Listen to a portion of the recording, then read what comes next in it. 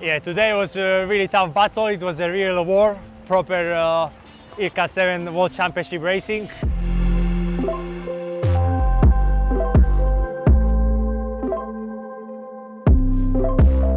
First beat 18-19 minutes for the leaders, so the legs were hurting because the last couple of years generally the racing has been getting smaller and smaller compared to the past.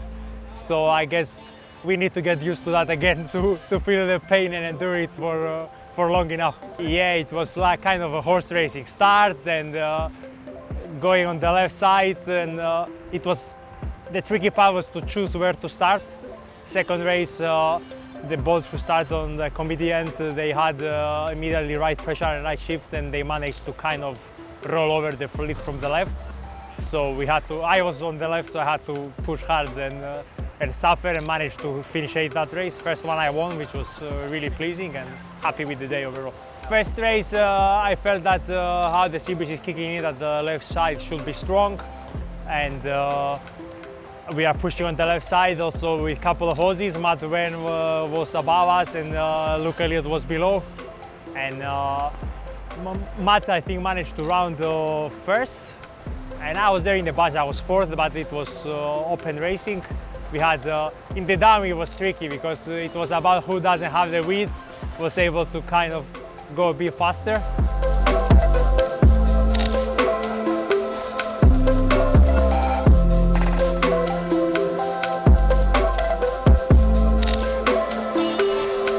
Yeah, I think in this sort of stuff where it's sort of getting up to 25 plus knots, you kind of just got to sail your own race. There's not much you can do. Obviously you can keep an eye on the other guys, but at the end of the day, you just got to execute and you got to hike like hell, really. So yeah, just sort of had to back that I was fast enough in this sort of stuff, and that the fitness was there, and that, yeah, hopefully by the end of the day that there was just even just a few points would have been good by the end of the day.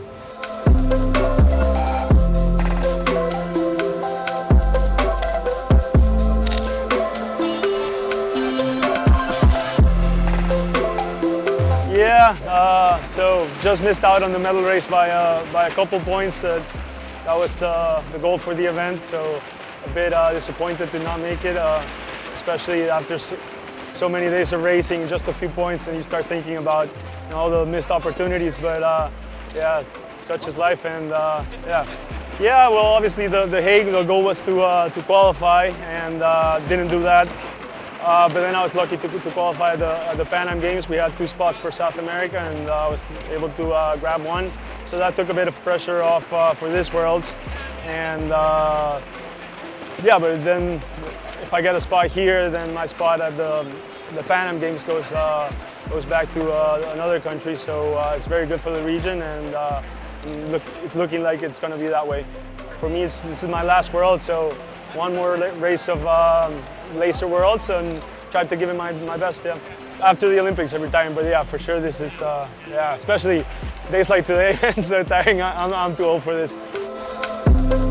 So day 5 was what we technically call a big day in the office. You can probably see from the sails behind me, it was fresh to frightening, but that means we have some really deserving winners. And the Olympic tickets, some of them are almost up for grabs now. None of those people searching for the world spot managed to make the medal race, but with just one more race to go, I think it's pretty clear that Chile and Guatemala at least have grabbed those 2 spots. That means that it goes down the regional qualifications, so there's probably going to be some happy Brazilians, etc. today, and then there's 5 spots which will probably be decided on the basis of tomorrow's race. It's going to be a bit of a strange one. 10 boats will be missing, and they'll be resting and getting ready for the medal race, and we'll talk more about that tomorrow.